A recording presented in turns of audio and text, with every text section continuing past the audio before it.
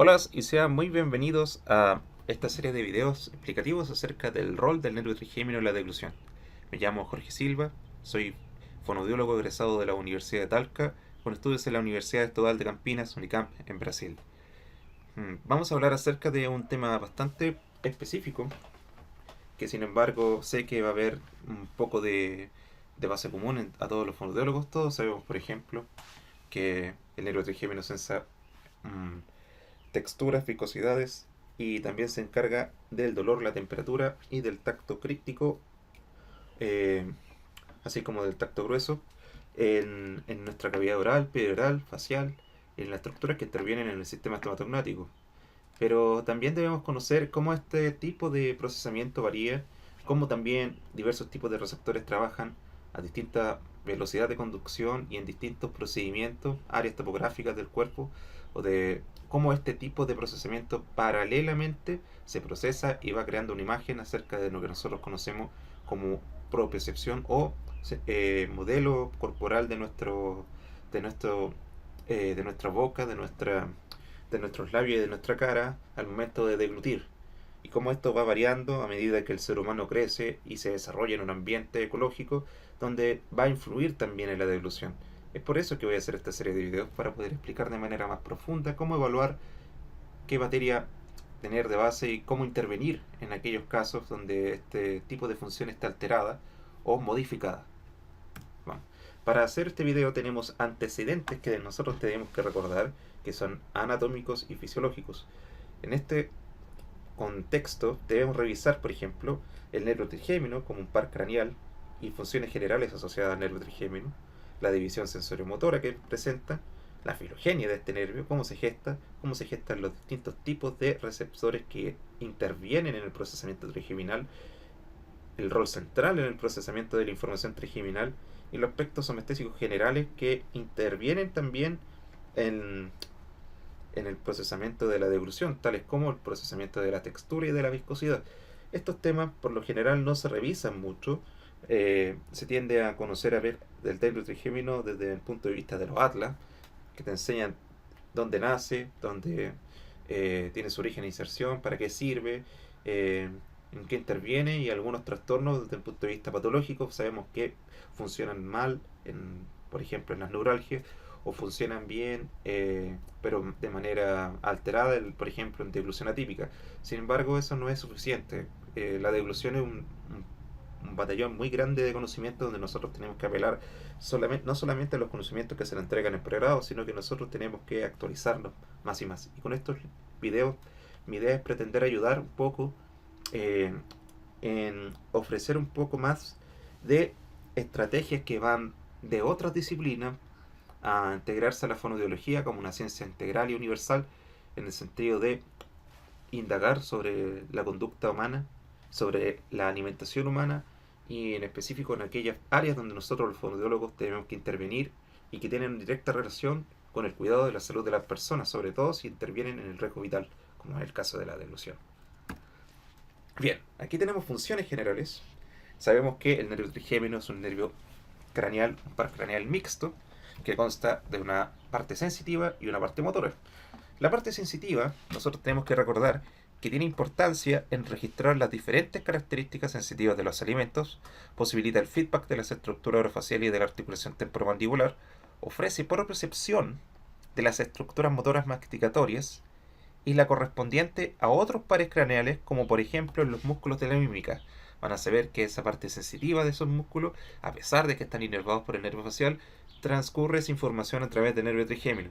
Y en el caso motor, tenemos que hacer hincapié en la principal característica, que es la masticación, además de los movimientos de protrusión, retrusión y lateralización mandibular, el feed forward contralateral que ocurre en el momento de activar ciertas zonas musculares del sistema estomatognático que van a ofrecer cierta resistencia y ayudan en la sinergia de los movimientos masticulares, y también de movimientos asociados a la depresión mandibular, cómo esto interviene en la formación del bolo, cómo interviene algunos músculos inervados por el trigémino en la elevación dioidea, que es muy importante, y en la mantención del tono del velo del paladar. Pasemos acá. Tenemos entonces la topografía del mero trigémino, clásica de Atlas, donde nosotros vemos una hemicara, donde se observan también las tres ramas que nacen del ganglio trigeminar o ganglio de Gasser, que son la rama oftálmica, la rama maxilar y la rama mandibular. Esta última rama es la que lleva la información de tipo mixta, ya que transcurre aquí también un componente motor que es el encargado de inervar a los músculos de la masticación principalmente, y también de esta rama derivar algunos que llevan hacia músculos que participan en el ascenso ioideo, como el miloioideo y el vientre anterior del digástrico, además de otros músculos, por ejemplo, como el músculo tensor del velo palatino y el músculo tensor de la tuba auditiva. Sin embargo, cuando nosotros vemos una hemicara, perdemos de vista visualmente que esta inervación transcurre no solamente por la cara o por la área perioral, sino que también en este sector denso, lleno de distintos tipos de tejidos, como es el área oral. Nosotros tenemos inervaciones hacia las piezas dentarias, hacia la gingiva, hacia el arco palatino, hacia el velo del paladar, inclusive estructuras como la nasofaringe, y también distintos tipos de información que transcurren al momento de formar el bolo, preparar el bolo y pasar de distintas fases de la deglución. Bueno, para poder tener un poco de conciencia al respecto, nosotros tenemos que saber un poco más acerca de las ramas trigeminales. Tenemos la B1, la rama oftálmica, que no la vamos a tomar mucho en serio hoy porque nuestro foco va a ser la deglución. Así que vamos a ir a la rama maxilar, que es la que va a tener aquí tres principales ramas, que son el nervio infraorbitario, que inerva esta parte que transcurre por el agujero infraorbitario, el nervio cigomático, que inerva sensitivamente la región de los pómulos, y el nervio etérico-palatino, que es de suma importancia porque tiene su propio ganglio, donde transcurre información de otros pares craneales que llevan información autónoma y que también ofrece inervación a estructura interna de la comunicación que existe entre nariz y garganta. Muy importante esa parte. Y tenemos entonces también la rama mandibular, que inerva motoramente los músculos de la masticación y además ofrece inervación sensitiva para este lado de la cara y para las piezas dentarias inferiores y las encías inferiores. Bien, nosotros nos damos cuenta entonces que este aspecto va a rodear tridimensionalmente lo que nosotros conocemos como viscerocráneo y va a ayudar en distintos aspectos del procesamiento sensitivo en la deglución en las primeras etapas principalmente. Bien, tenemos la filogenia general del neurotrigémino. Les hablé acerca de la importancia de saber de la filogenia de los pares craneales. Y saber parte de la filogenia de los pares craneales tiene que ver con cuántas estructuras asociadas nosotros podemos ir viendo que se forman primero y cuáles de ese tipo de procesamientos van a transcurrir paralelamente para poder ofrecer una mejor identificación del alimento que ingresa a la boca y se va formando a través del bolo que nosotros al final deglutimos y con el cual nos alimentamos. Bueno, para poder saber eso, nosotros tenemos que saber que la estructuración de la información trigeminal va a tener desde el ganglio trigeminal una serie de procesamientos a nivel del tronco del encéfalo que van a partir no solamente de un área específica de él, sino que transcurren por todo el sector del tronco encefálico, que va a imponer mesencéfalo, puente y bulbo. Aquí tenemos el primero de todo en desarrollarse, que vamos a hablar más extensamente de eso, que es el núcleo mesencefálico del trigémino. Aquí tenemos en el puente el núcleo sensorial principal y al final un núcleo muy largo que incluso llega a regiones cervicales e inclusive tira ramas más allá de la médula espinal en áreas gástricas, por ejemplo, que es el núcleo espinal del trigémino. Bien, el núcleo espinal del trigémino, por ejemplo, va a entregar información sensitiva gruesa, o sea, tacto no discriminativo, temperatura y dolor, y tiene una influencia temprana en el desarrollo, ya que estos dos últimos van a ser las primeras sensaciones que este ser humano en gestación va a conocer, va a sentir del medio que lo rodea. Y mientras se va desarrollando este ser humano en gestación, vamos a tener el núcleo sensitivo principal del trigémino, que va a ofrecer un tacto de tipo un tacto fino, claramente, y discriminativo, y una modulación del dolor localizado. Y además vamos a tener al núcleo mesencefálico del trigémino, que va a ofrecer propiocepción para el nervio trigémino y para los músculos inervados por el nervio facial. Esto es importante. La propiocepción es algo que no es meramente un procesamiento que es puramente trigeminal, sino que recibe referencias de otros pares craneales y se procesan acá como parte del sistema trigeminal. Cuando estos tres se combinan y se procesan paralelamente a la hora de procesar la comida, al momento de deglutir, tenemos entonces la estereognosia de los alimentos, donde yo, sin poder ver lo que sucede, sin tener feedback visual, yo sé de lo que estoy comiendo, sé cómo estructuralmente en la boca se encuentra al momento de hacer esta preparación y cómo ese bolo va a estar transcurriendo en este diferentes tipos de tejido que van a actuar para desgarrar, triturar, estrujar, emulsionar, etcétera, este bolo. Bien, sigamos con la filogenia. ¿Cuál de todo esto va primero y por qué? Bueno, para poder tener un sentido bien importante acerca de las estructuras que van a ponerse en juego a la hora de hacer este proceso sensoriomotor que incluye una gran cantidad de inervación sensorial, necesito saber sobre la estructura misma de los elementos que yo voy a usar. Y para poder saber eso, nosotros tenemos que tener propiocepción. Es por eso que el primero en nacer, entre comillas, en desarrollarse, es el núcleo mesencefálico del trigémino. Y esto tiene una razón claramente evolutiva. El primer núcleo es, inclusive del mesencéfalo, en formarse ese núcleo mesencefálico del trigémino, ya que tiene un rol claramente evolutivo. Nosotros usamos la mandíbula como animales para la obtención de presas más grandes y posibilitar una alimentación más compleja, y por ende, nosotros podemos asegurar un mayor éxito de supervivencia, ya que me alimento de manera más compleja, suplo mis necesidades energéticas y nutritivas de manera más clara, y con eso yo voy sobreviviendo y asegurando descendencia. Es por eso que ese rasgo adquirió una preferencia al momento de la evolución, porque nosotros pudimos adquirir con este desarrollo mandibular superior, como animales, obtenciones de presas más grandes, obtención de comida de manera más precisa. Bueno, inerva principalmente a los músculos que cierran la mandíbula, ya hablamos de eso, que son el temporal, el músculo massétero y el músculo pterigoideo medial. Coordina la mordida, la masticación y el habla. Y envía colaterales a los demás núcleos del trigémino, porque como hablamos que esta integración sensorial transcurre paralelamente, va a enviar información simultánea a otros núcleos del trigémino. Y como había dicho antes, siempre las estructuras que nacen primero van a nacer desde dirección cefálica a caudal. Y eso tiene un nombre, es el principio cefalocaudal, que se usa mucho en psicología y que costó encontrar evidencia al respecto desde el punto de vista anatomofisiológico.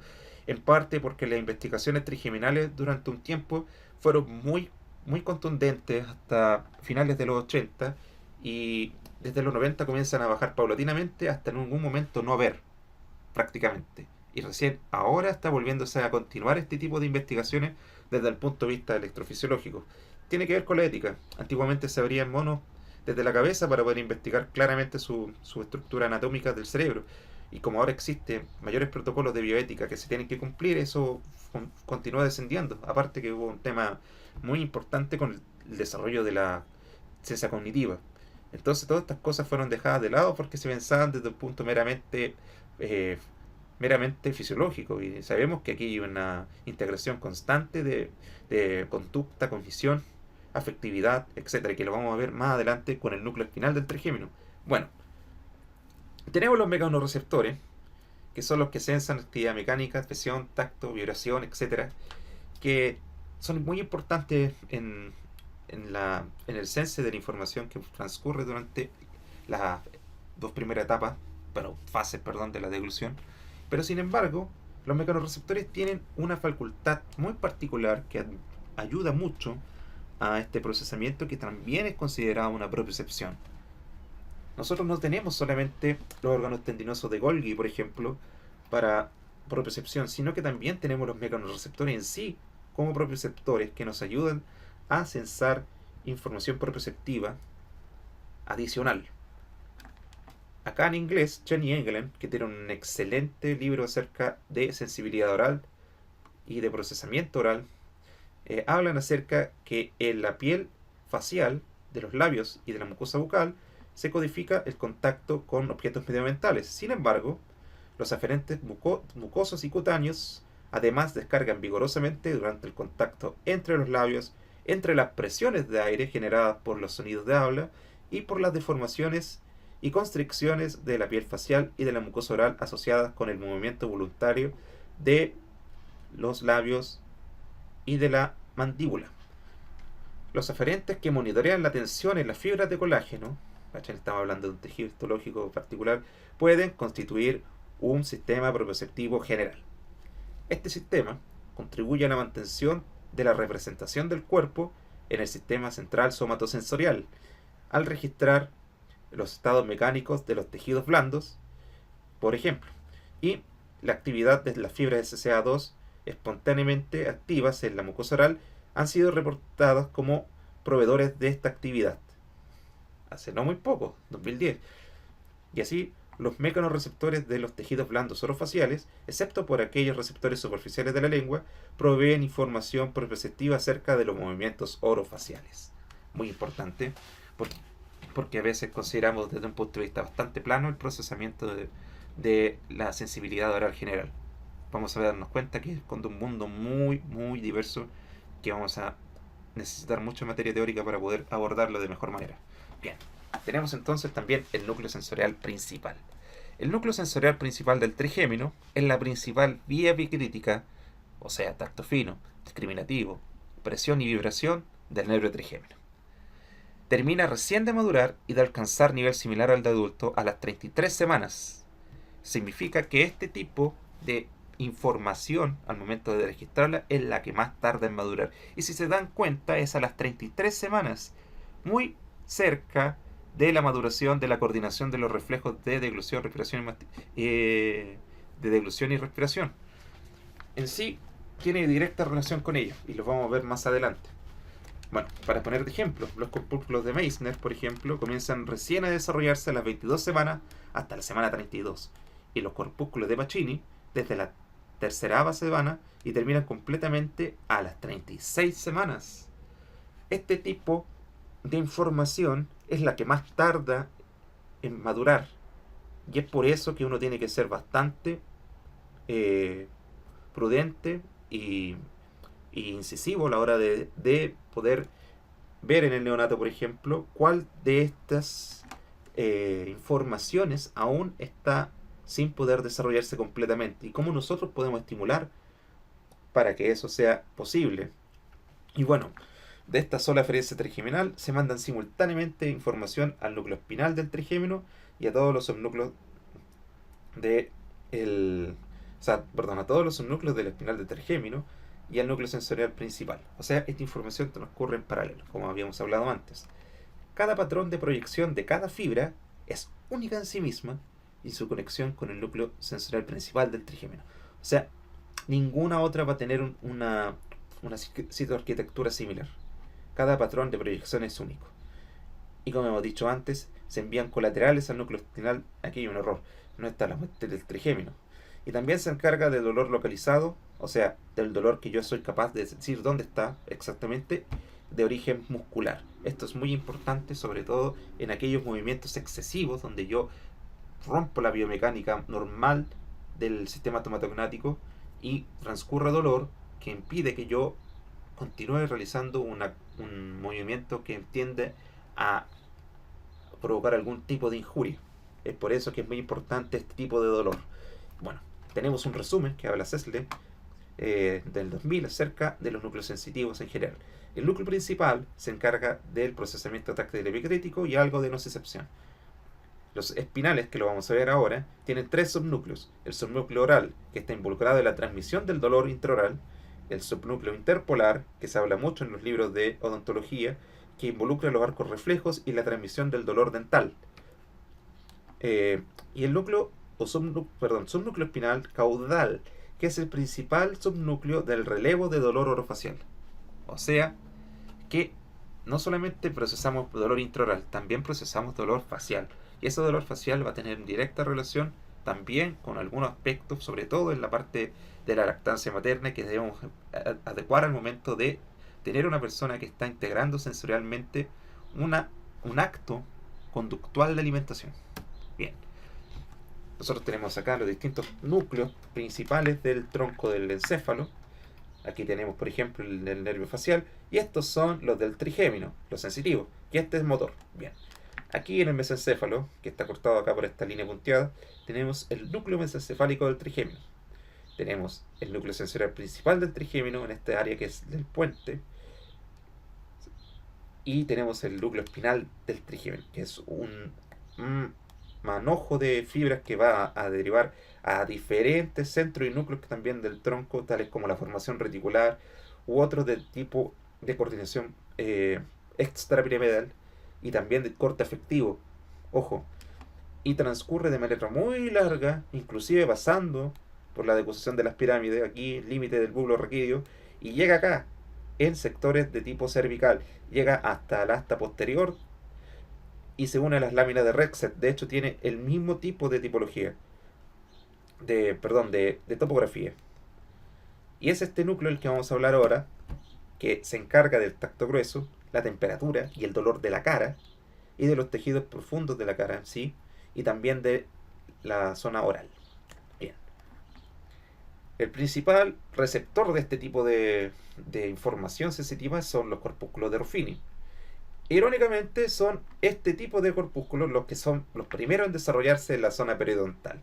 Esto tiene directa relación, ya que si tenemos primero una zona proprioceptiva que va a enervar la zona que tiene que ver con los movimientos biomecánicos del sistema estomatognático, lo que me queda después por desarrollar después de eso vendrían siendo la zona donde se va a ocurrir este tipo de información que va a sensar la presión, o sea, que va a sensar cómo estas estructuras van acoplándose constantemente, chocando unas a otras para poder producir los distintos movimientos alimentarios.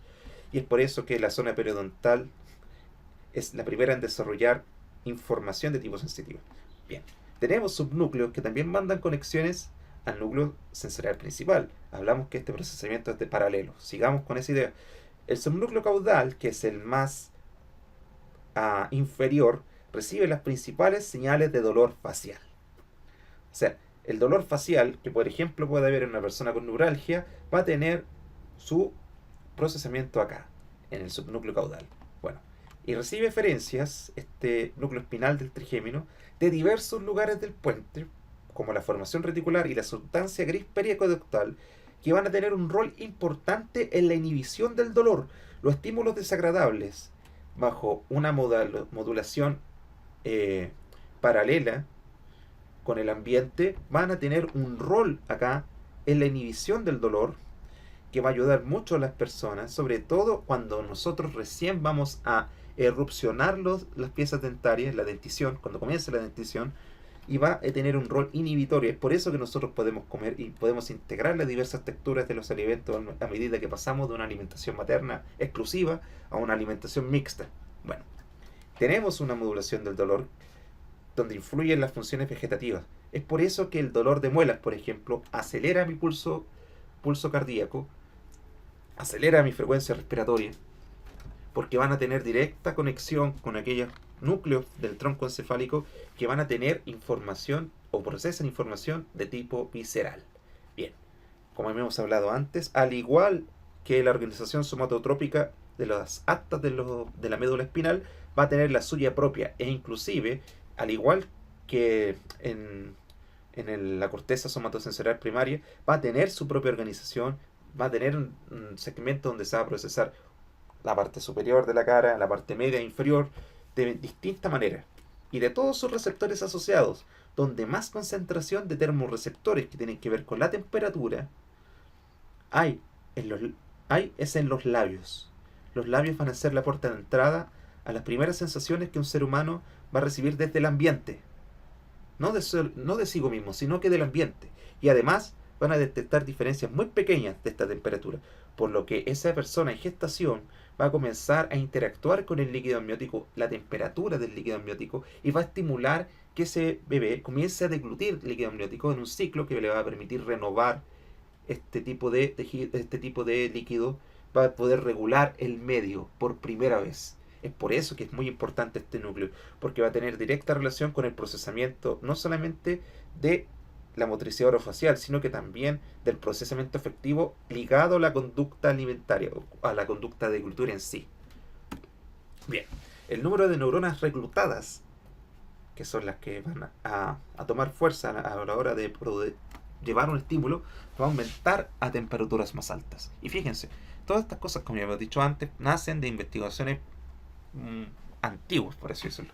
Y las terminaciones nerviosas libres, que no tienen ningún tipo de vaina de mielina, y van a mandar información a este núcleo, envían sensación, miren, de picante y de carbonatación. Tenemos que hacer dos cosas. Las sensaciones de picante y carbonatación, que en el libro de Chen y Engel les llaman turgencias, tienen dos posibilidades terapéuticas muy importantes. La sensación de picante, si bien es una sensación intensa, dura poco tiempo y luego de eso conlleva una sensación de bienestar. Por eso es que se usa mucho investigaciones donde se tiene el rol del picante como antidepresivo. Y es por eso que en muchas culturas donde se usa el picante tiene amplia aceptación, porque también genera componentes afectivos que modulan la deglución, no solo de una perspectiva fisiológica, sino también afectiva y conductual. Y en el caso de la carbonatación, se sabe a través de algunos de los libros de Logeman que las bebidas carbonatadas mejoran el índice de seguridad de la deglución, mejoran nuestra deglución en sí, lo cual se puede utilizar mucho como componente terapéutico. Agregar a las comidas, o a las bebestibles, perdón, bebidas carbonatadas que mejoran mi deglución. Bueno, y esto va a ser a través de las terminaciones nerviosas libres. ¿Cómo lo voy a evaluar? Bueno, ahí vamos a ver más adelante. Reciben información sensitiva de otros pares craneales en su subnúcleo caudal. O sea, en esta parte más inferior de los núcleos de los subnúcleos de los núcleos del trigémino, va a recibir información sensitiva del resto de los pares craneales, como el facial o el vago, y se van a procesar ahí. Es por eso que es tan grande. Es por eso que tiene esa importancia anatómica. Y la información táctil fina, que no interviene, o no debería intervenir en este núcleo, primero pasa por acá, en dirección al núcleo sensorial principal, porque aquí hay una modulación específica donde la información táctil fina va a ser interpretada primero desde esa otra perspectiva hacia más adelante un proceso superior. Ese es el núcleo interpolar, que es el que está más arriba del caudal, va a transmitir dolor dental importante. Muy importante, sobre todo al momento de masticar, cuando aplicamos una fuerza excesiva sobre las piezas dentarias superiores e inferiores, para evitar accidentes, para evitar injurias. Nosotros ponemos en proceso arcos reflejos. Y esos arcos reflejos, por ejemplo, pueden estar alterados en personas, por ejemplo, con trismos. Entonces sabemos que este tipo de información, la interpolar, es la que está afectada. Yo me dirijo inmediatamente y terapéuticamente a intervenir esa parte trigeminal en medida, porque ahora ya sé por qué sucede. Bien, y también lleva aferencias este subnúcleo al cerebelo, y esto tiene importancia en cómo el cerebelo modula la sinergia de los movimientos de la masticación. ¿Entienden? Todo esto está relacionado, y todo esto debiésemos saberlo también. Y además, si soy, por lo que vi acerca de los demás núcleos del trigémino, perdón, esa información que se sensa acerca de la presión del aire en los dientes tiene que ver también con el procesamiento de la articulación del habla. Es por eso que también van deferencia al cerebelo. Bien, y tenemos entonces, desde el núcleo espinal del trigémino hasta las láminas del asta dorsal de la médula, van a transcurrir luego axones piromesencefálicos con dirección al sistema límbico. Y esto tiene importancia en el procesamiento afectivo, en cómo yo tengo una capacidad para poder saber cuál comida me gusta, cuál no, cuál textura es la que me agrada y cuál no. Y qué tipo de sensaciones va a evocar la comida, no solamente desde el punto de vista del gusto, sino que también desde el punto de vista sensitivo. Ese procesamiento afectivo es el principal acá, porque aquí, desde el núcleo espinal del trigémino, van a nacer aferencias que van a llegar luego a distintos componentes asociados al sistema límbico en el tronco y más adelante en las áreas corticales. Bien, para terminar esta primera parte de video respecto al procesamiento trigeminal, tenemos un ejemplo muy importante acerca de la modulación que hay entre las fuerzas musculares y el tacto. Para ponerles de ejemplo, los labios no están procesados motoramente, no están procesados por el trigémino, sino que están procesados por el nervio facial. Sin embargo, la sensibilidad perioral sí es componente del nervio trigémino. Y para poder darnos cuenta qué importancia hay entre esta modulación que existe entre tacto y fuerza, Logeman, por ejemplo, que en paz descanse, junto a otros científicos, logró descubrir que usando bombillas aumenta o existe un mayor aumento de la fuerza muscular perioral. ¿Cómo le van a ganar a las cucharas, por ejemplo? Bueno, esto tiene que ver fundamentalmente por la influencia del factor succión. Para poder sensar succión, nosotros necesitamos una serie de receptores que van a integrarse a este a, esta, a este acto, donde la succión va a tener un rol determinante. ¿Por qué? Porque las estructuras sensitivas que tenían que intervenir en succión son más primitivas y son más fuertes. Son más fuertes. Acaban de darse cuenta con la serie de evidencias que estaba dando al respecto. Y a través de esta influencia, a través del uso de bombillas, se tienen, por ejemplo, mejores posibilidades terapéuticas para desarrollar fuerza labial. Y es por eso que se utiliza mucho la succión, el soplo, en distintas actividades terapéuticas, aunque con algún tipo de responsabilidad en algunos casos, sobre todo en habla. Eh, bueno, la modulación entre fuerza muscular y tacto es una de las bondades que tiene el nervio trigémino, porque en él intervienen distintas estructuras filogenéticamente jerárquicas que aseguran, por ejemplo, diversas conductas alimentarias que tienen que ver mucho con la supervivencia. Es por eso que se hace un hincapié en saber cuál viene primero, cuál viene después. Porque a pesar de que nosotros consideremos más importante el tacto fino, por ejemplo, que lo vamos a ver más adelante con el procesamiento de las texturas y viscosidades, en otras donde este sistema va a estar alterado, yo tengo otro donde acudir. Y ese otro donde acudir tiene una importancia que se va estratificando a medida que yo soy capaz de darme cuenta en qué procesos va a intervenir el tacto grueso, dónde va a intervenir la temperatura, dónde va a intervenir también el dolor, y dónde van a intervenir, por ejemplo, las sensaciones de turgencia, que son las de carbonatación y de picante. No solamente desde el punto de vista deglutorio, la carbonatación mejora la tasa de deglución, sino que también tengo el componente de la temperatura. Y en la temperatura, la misma Logeman hablaba en otra investigación que el uso del frío mejora también, al igual que en la carbonatación, la eficiencia deglutoria.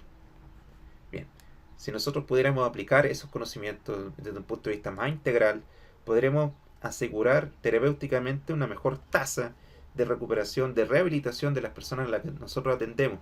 Más adelante, en otros videos, vamos a darnos cuenta que vamos a hablar acerca, por ejemplo, del rol del procesamiento trigeminal, la deglución, cómo el cerebro interpreta las sensaciones, cómo las percibe y cómo hace una representación completa de estos estímulos de manera constante, de manera paralela, de manera integral.